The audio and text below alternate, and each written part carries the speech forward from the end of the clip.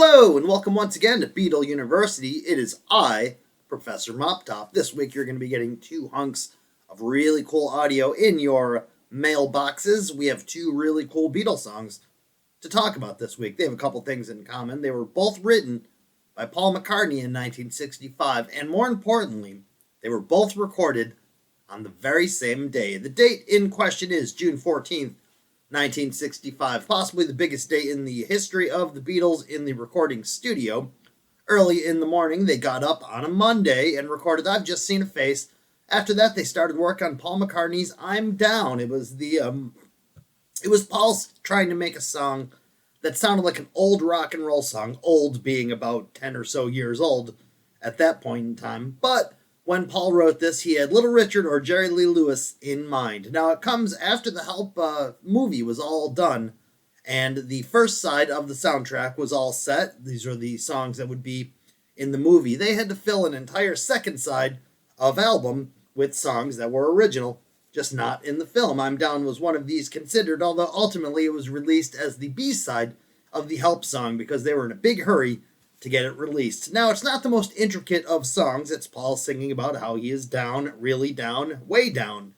He writes, interestingly, though, of you and me in one verse, and then in the next verse, he's man and woman, and then in the third verse, he sings of we and you. The rhythm track is Paul on the bass, and George and John both playing the rhythm guitars. Ringo, of course, on the fantastic drums on this song. Later on, they did a bunch of overdubs.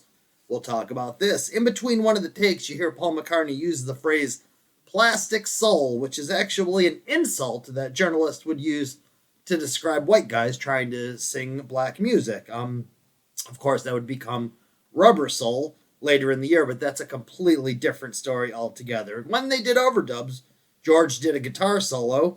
There were bongo drums by Ringo, and John Lennon plays the Hammond organ. There's also some intricate vocal overdubs. There's two sets of background vocals. There's John and George singing the How Can You Laugh When You Know I'm Down. And then there's also John Lennon singing the very high, the very low pitch down with Paul and George singing Yes, I'm Down, Really Down, and so on. Like I said, it was the B-side of Help because they were in a big hurry to get it out. They played it live a lot, and a lot of times it was the closer. It was a big song. It was a fun one to finish with, and it was very hard to follow. Now, Paul McCartney, sometime in 1965, wrote a song after he woke up dreaming the tune. He wasn't sure if he wrote the song or if he just remembered it. Apparently for a little while. Some say it was around for up to about 6 months. Some say it was only a little while, but apparently Paul went around and said, hey, do you know this tune, or did I write this tune? And would play Yesterday, although it wasn't Yesterday quite yet. He didn't have words for the song. He would just call it Scrambled Eggs. Apparently the lyric goes, scrambled eggs, ooh baby, how I love your legs. After he was convinced that it was indeed a song that he wrote, he then wrote some somber and appropriate lyrics. Yesterday, when all my troubles seemed so far away. Now, Paul first recorded it with just his guitar, and then they weren't sure what they were going to do. They weren't sure if they needed the second guitar. They didn't think the drums made sense.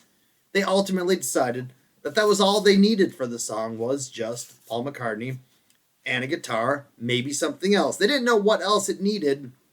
George Martin, who had become really valuable to the Beatles, decided that it could be a really good song if it had an orchestration on it. He suggested this to the Beatles, who took a little bit of convincing because a string quartet, which is what George was proposing, wasn't really a rock and roll sounding sort of song. This song didn't feel like other Beatles songs, but he convinced them that it would be a great song and the fans would appreciate it and some of the older listeners would like it. So Martin and McCartney got together to share some ideas of what they wanted for the orchestral overdub. Paul didn't want it to be too corny or too conventional. On June 17th, later in the week, a string quartet, two violins, a cello, and a viola were in the session. Paul McCartney was not shy about telling these session musicians what was intended, what he wanted, what he was looking for, and they did a very good job on it. They were very happy to play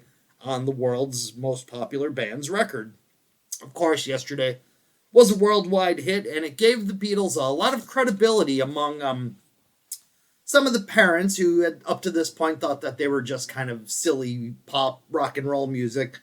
it started getting people to take notice that the Beatles were a little bit more than just a rock and roll band. You, and I'm talking about you, are going to be getting hunks of audio about these two wonderful stories in your email. And as always, I'll say thank you a billion times and hope that you all have a very good week and a very good holiday. Thank you so much. I'm Professor Moptop.